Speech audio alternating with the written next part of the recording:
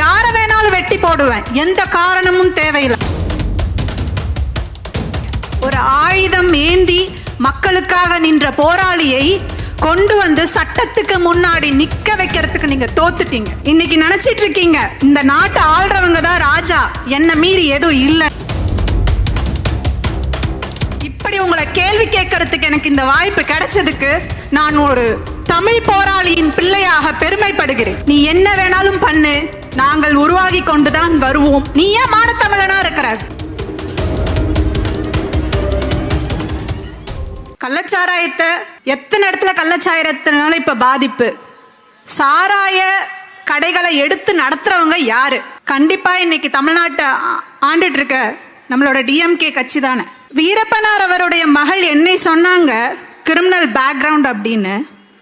நான் ஒன்னு சொல்லிக்கிறேன், ஆமா, நான் ஒரு வீர தமிழ்நாட்டின் போராளியின் பிள்ளைதான், ஆயுதமேந்திய போராளியின் பிள்ளைதான்.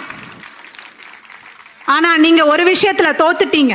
ஒரு ஆயுதம் ஏந்தி மக்களுக்காக நின்ற போராளியை கொண்டு வந்து சட்டத்துக்கு முன்னாடி நிக்க வைக்கிறதுக்கு நீங்க தோத்துட்டீங்க. ஆனா இன்னைக்கு நீங்க என்ன பண்ணிட்டு இருக்கீங்க? இந்த மாதிரி கொலைகளை செய்கின்ற ரவுடிசம் எப்படி பண்றாங்க? ஊர் தெரியாது, பேர் தெரியாது, பணம் கிடைச்சா போதும், பேர் கிடைச்சா போதும், யார வேணாலும் வெட்டி போடுவேன், எந்த காரணமும் தேவையில்லை. பணம் ஒன்றுதான் காரணம், குடி ஒன்றுதான் காரணம், தேவை ஒன்றுதான் காரணம். எங்க போயிட்டு இருக்கு நம் மனித சமூகம்?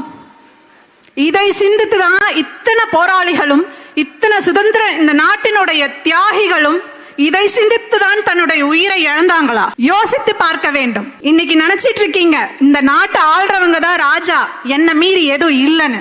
நான் ஒன்னு சொல்லட்டுமா?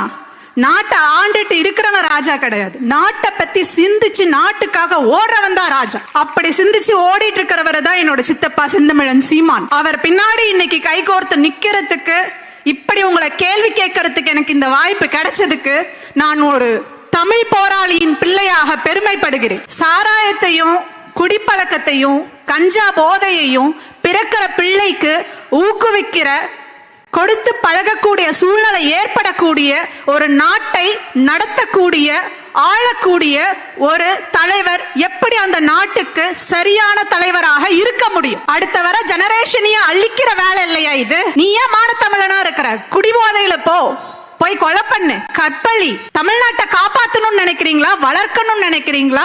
இங்க செழிப்பா மக்கள் வாழணும்னு நினைக்கிறீங்களா? இல்ல இந்த தமிழ்நாடு வந்து மண்ணோட மண்ணா புதையணும்னு நினைக்கிறீங்களா? நீங்க நினைச்சிட்டு இருக்கலாம் 1000 போராளிகளை வந்தா போலீஸுகளை ஏவி விட்டு கொன்னுடலாம், இல்ல இந்த மாதிரி என்னோட ஆம்ஸ்ட்ராங், நம்மளோட ஆம்ஸ்ட்ராங் அண்ணாவை கொன்ன மாதிரி மறைமுகமா இந்த மாதிரி ரவுடிகளை ஏவி விட்டு கொன்னுடலாம். எப்படியா ஒண்ணு உயிர் எடுத்துட்டா போதும், பிரச்சனை தீந்தது. அப்படி இல்லை.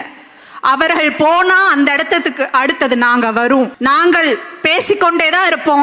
நீ ஜாதி வாரியா பிரிச்சு ஆட்டாடு, மத வாரியா பிரிச்சு நீ என்ன வேணாலும் பண்ணு.